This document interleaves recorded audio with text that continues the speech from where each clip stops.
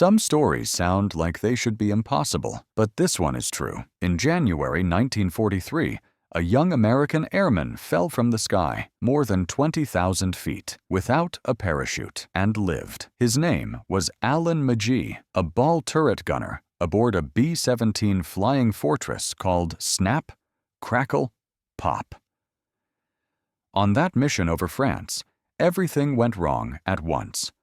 A shell hit the wing, the bomber tore apart, and Magee was thrown into open air before he could even reach for his chute. By the end of the day, German soldiers would find him alive inside the shattered roof of the Saint-Nazaire railway station. Doctors who treated him wrote that he had broken nearly every bone in his body, yet his heart was still beating. One of them said quietly, "Even the sky did not want you." We're going to trace how that could have happened, how a man could fall from 4 miles up, through glass and steel, and walk again. This isn't rumor. Every piece of it sits in combat reports, German police records, and POW files. Hit subscribe and like the video. You won't want to miss what comes next. By the end of this story, you'll understand why physicists still call it one of the most improbable survivals of the Second World War. January 3, 1943.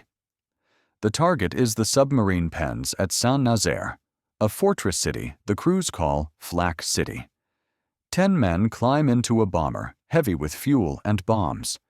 The sky ahead is clear, the kind of winter blue that hides danger until it's too late. Among them sits Alan Magee, just 24 years old, strapped inside the smallest, most exposed spot on the plane, the ball turret beneath the fuselage. He adjusts his headset, looks out through the curved glass, and watches the English coast fade behind him. Above, the engines hum in formation. Ahead, the horizon burns faint red. Somewhere out there, anti-aircraft guns are waiting. Alan Eugene Magee was born on January 13, 1919, in Plainfield, New Jersey, the youngest of 6 children. His father ran a small grocery store, and the family grew up through the tail end of the Great Depression. Money was short, but discipline wasn't. Alan was quiet, polite, and fascinated by machines. At Plainfield High School, he spent hours in the shop room learning to take apart engines and sewing machines. He graduated in 1938 and moved to Olney, Texas, where an uncle found him work in an aircraft parts factory. It was the first time he saw airplanes up close: aluminum, rivets, and the hum of engines that seemed to shake the air itself. When the United States entered the war after Pearl Harbor, Magee enlisted in the Army Air Forces in October 1941. He was trained as an air gunner, part of a new generation of volunteers meant to fill the defensive turrets of B-17 bombers. The training was brutal and fast. At Las Vegas Army Airfield, instructors taught them to identify aircraft silhouettes at a glance and to fire twin .50 caliber Brownings at moving targets dragged behind trucks. By the end of gunnery school, Magee could strip, clean, and reassemble the heavy guns blindfolded. He was assigned to the 361st Bomb Squadron of the 303rd Bomb Group, based at RAF Molesworth, England. The unit's nickname was Hell's Angels, one of the first B-17 groups to strike German-occupied Europe. Their motto was simple: might in flight. By late 1942, daylight bombing raids over France and the Low Countries had become some of the most dangerous missions in the war. Survival odds hovered around 1 in 4.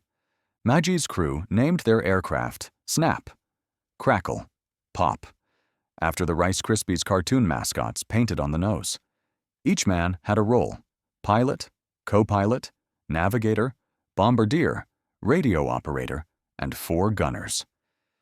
Magee's position, the ball turret, was the smallest and most exposed. Suspended underneath the plane in a rotating glass sphere, he could barely move. The turret was fitted with 2.50 caliber machine guns, a small seat, and a single oxygen line. Once inside, he couldn't wear a parachute. There simply wasn't room. He wrote to his family that he didn't mind.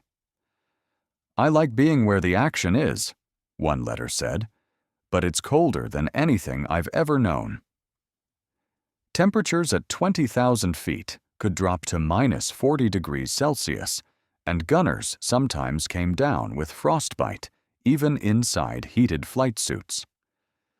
By December 1942, he had flown several missions over France and Germany, Saint-Nazaire, Lorient, and Lille, all heavy with flak. The 303rd's casualty rate kept rising, but morale stayed high.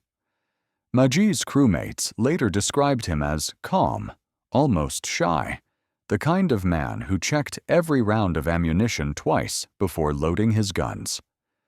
On January 3, 1943, orders came down for mission number 9, a raid on the U-boat pens at Saint-Nazaire, one of the most heavily defended sites in occupied France. The bomber crews called it Flak City. Magee climbed into his turret before takeoff, folded his legs inside the cramped sphere, and locked the hatch.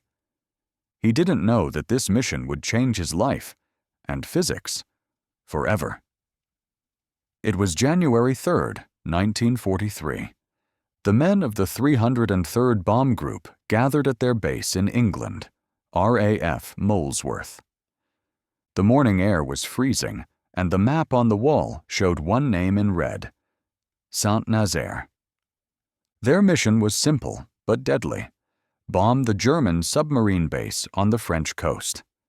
The base was heavily protected, surrounded by anti-aircraft guns. Crews called it Flak City because no one came back without holes in their plane. The group flying that day included Magee's B-17, tail number 41-24620. The crew had named it Snap, Crackle, Pop. It carried 10 men, each with a job that depended on the others. Magee's job was the most dangerous. He was the ball turret gunner, locked inside a small glass sphere under the plane. He couldn't wear a parachute. There wasn't enough room. During the briefing, the men were told to expect the worst. They'd fly over the English Channel, past Brest, and then straight into Saint-Nazaire. Fighter escorts would protect them only part of the way. After that, they were on their own. Magee double-checked his gear, his oxygen line, and the twin .50 caliber machine guns in front of him. At 8:30 a.m., the engines roared to life, and the bombers lifted off into gray clouds. Once they reached 20,000 feet, they joined formation. Dozens of bombers moved together, wingtip to wingtip, heading for the French coast. The radio stayed quiet except for short messages and breathing over the intercom. Ahead, the horizon began to flash, bursts of smoke in the distance. The men knew what that meant. Saint-Nazaire was already firing back. By the time they reached the target, the sky was full of explosions. Black clouds of flak burst all around the bombers. The sound was deafening, each shell throwing hundreds of metal fragments across the air. Magee's turret shook with every blast. He could hear the shrapnel hitting the plane like heavy rain on metal. The crew kept formation, but the tension was clear in their voices. Then came the order. "Bomb bay doors open!" The plane trembled as the doors unlocked. Seconds later, a loud crack tore through the fuselage. An 88mm shell exploded beneath the right wing. The entire aircraft jolted. The intercom went dead. Smoke filled the interior.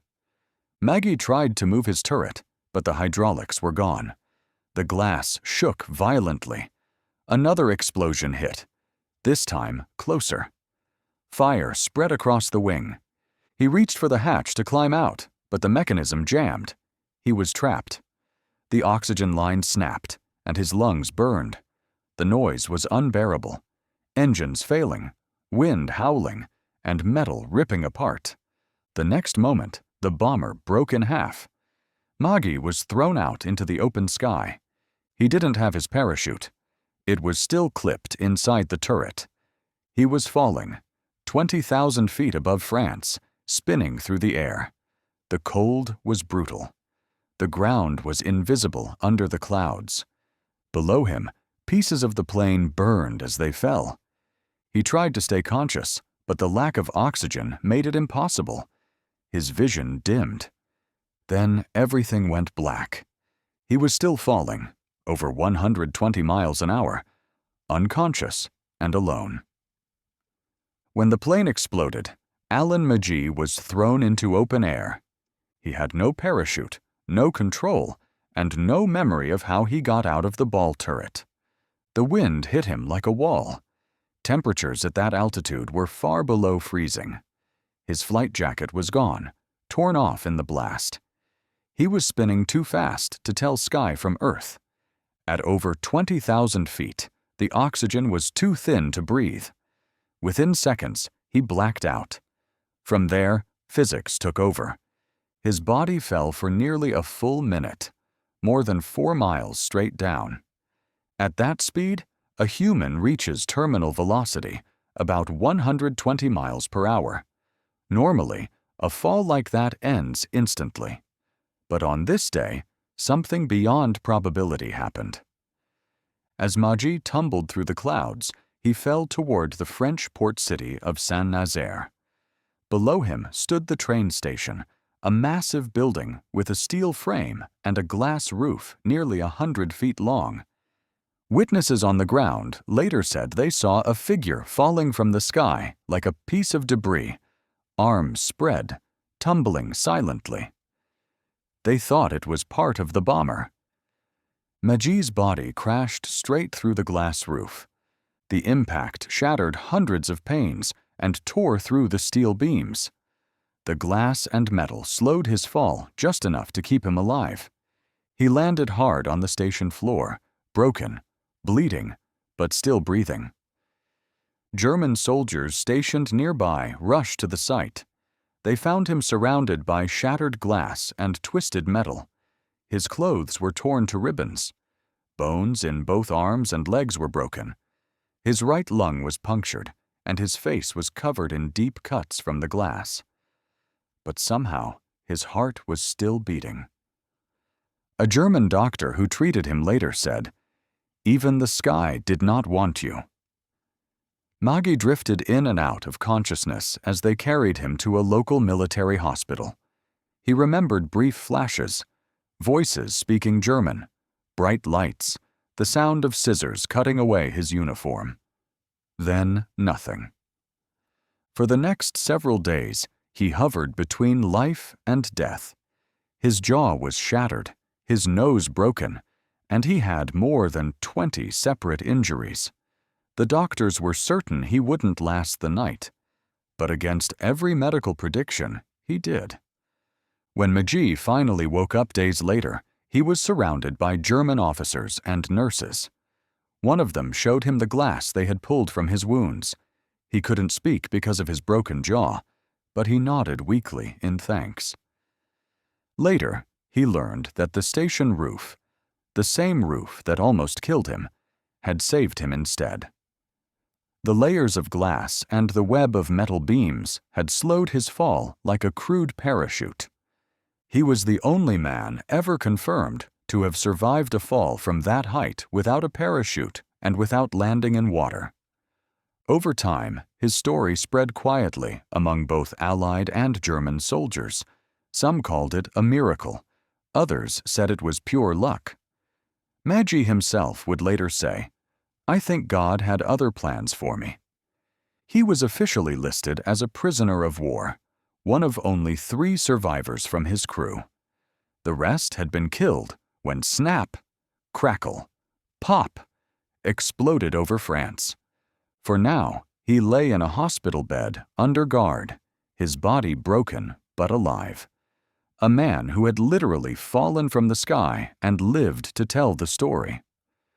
When Alan Magee finally woke up in the hospital, he could barely move. Every inch of his body felt like it had been crushed, and in truth, it almost had. His arm was broken in several places. His right lung had collapsed.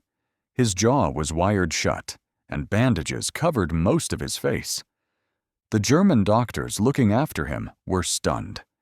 They had seen hundreds of downed airmen, but no one had ever fallen from 20,000 feet and survived. One of the officers told him quietly, "You are lucky. Even the sky did not want you." For days, Magee drifted between sleep and pain. He could not speak, but he could hear the sounds of the hospital, footsteps on tile, the hiss of oxygen, and the distant rumble of trains outside.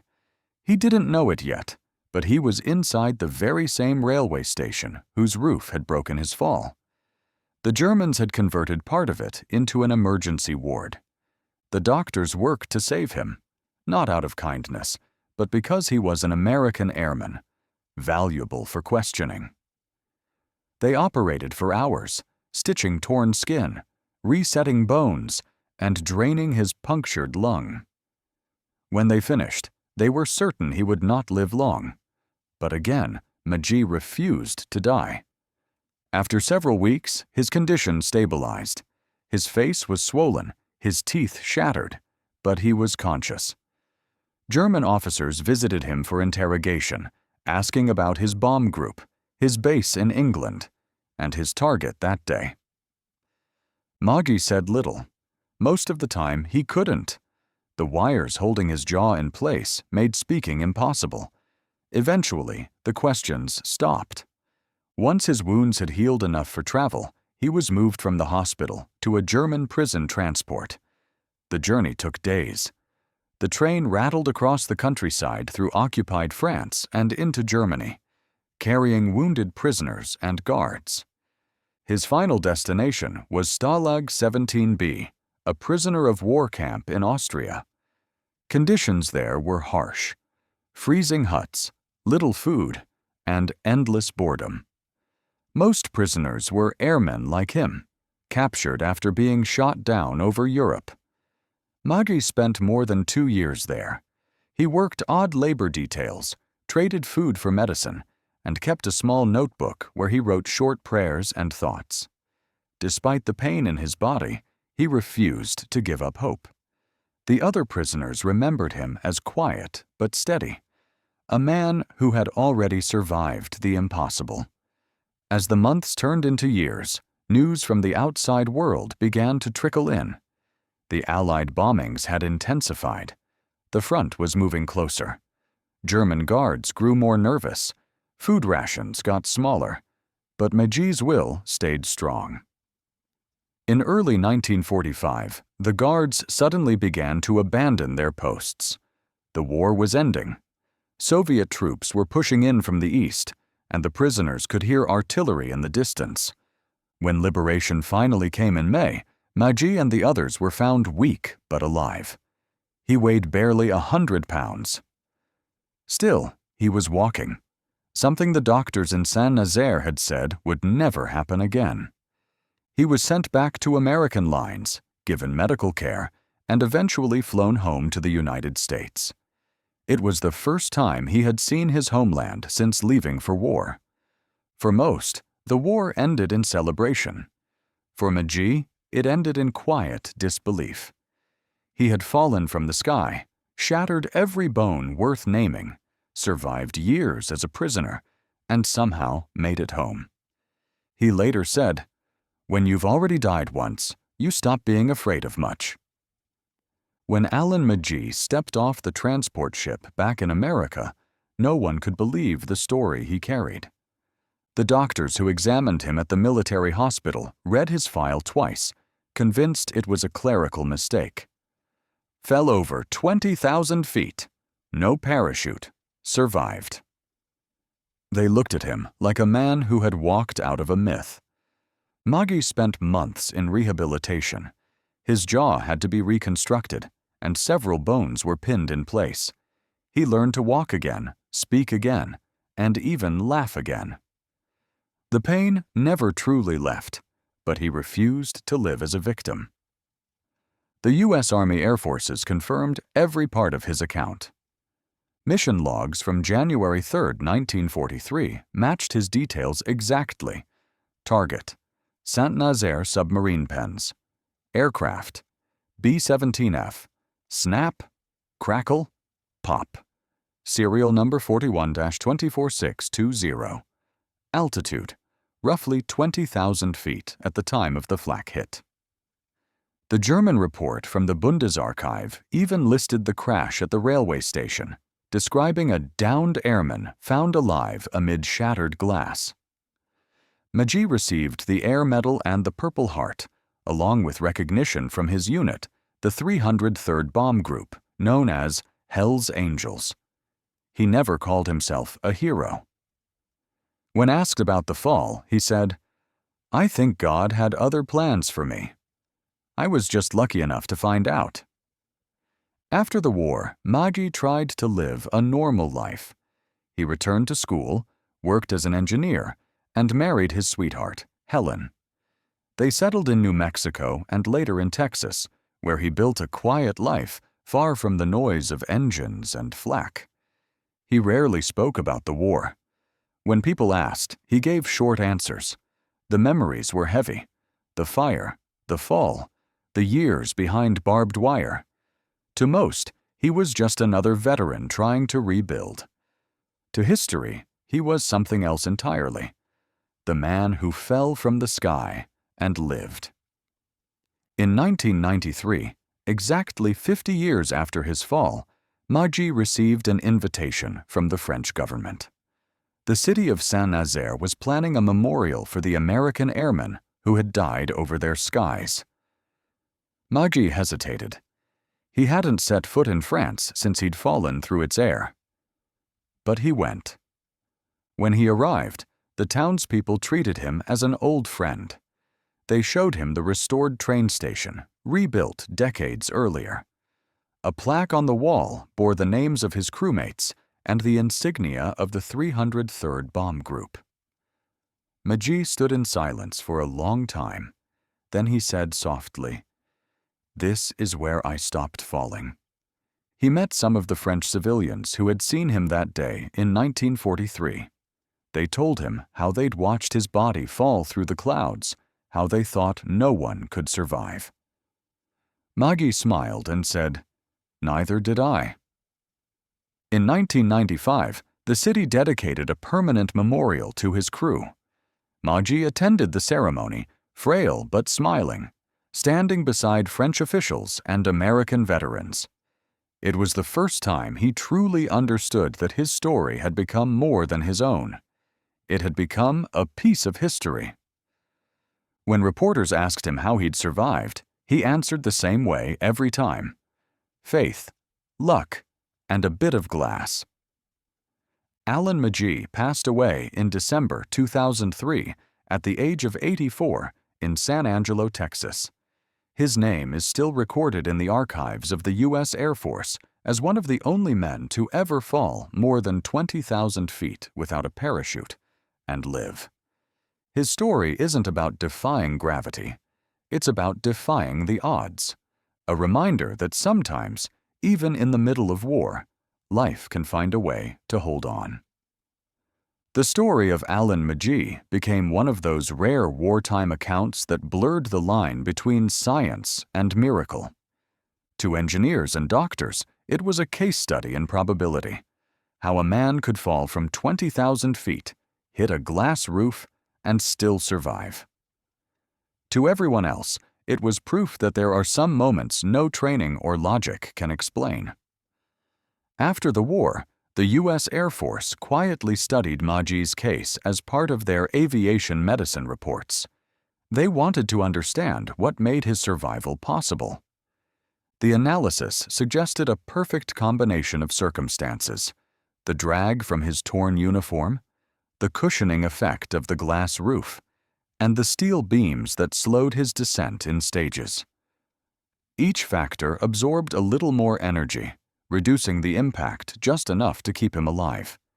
In simple terms, Everything that should have killed him somehow protected him instead. Historians later confirmed that Magee's survival wasn't a rumor or a myth. The official mission report number 9 from the 303rd Bomb Group lists him as one of only 3 crewmen to survive the loss of snap, crackle, pop over Saint-Nazaire. German police records recovered from the Bundesarchiv describe the same incident, noting an American airman found alive after fall through station roof. There were no legends added, no exaggerations, just hard evidence. His experience helped shape new understandings of terminal velocity, impact survivability, and even bailout protocol for future pilots.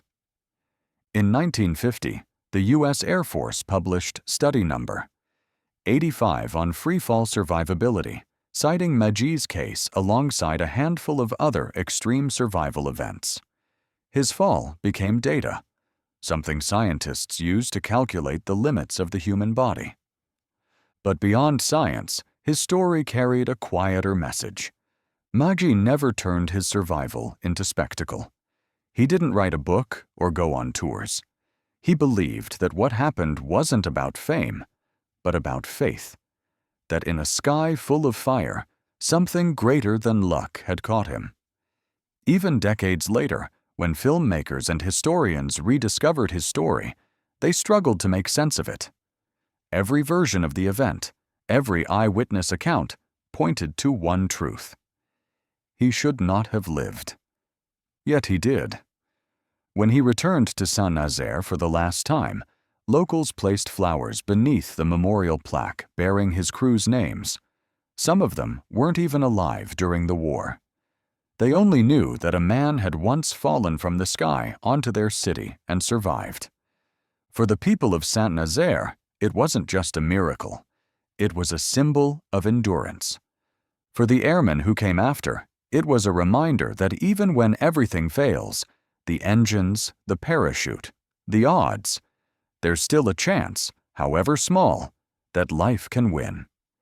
Alan Magee's name remains in every record of improbable survival, standing beside others who defied death through pure chance. But unlike the myths, his story is documented, photographed, and verified, a reminder that sometimes history doesn't need embellishment. It only needs to be told.